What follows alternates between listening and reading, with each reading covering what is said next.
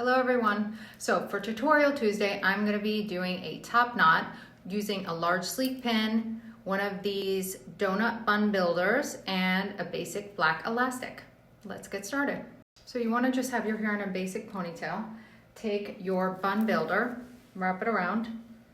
Now I have like baby fine hair, so I'm going to really tease it. Use the Deborah Pagani comb. Now it's in mint green. I am so obsessed with this color. I'm like dyeing everything mint green right now. Tease. I'm doing it a lot because we have to cover that entire donut.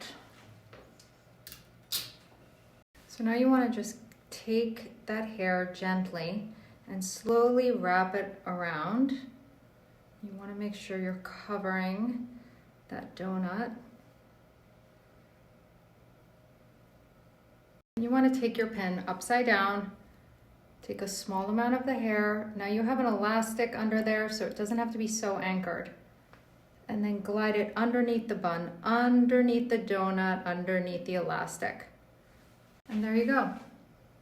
I mean, I look like I have the biggest head of hair. That's why I love these donuts. What do you think?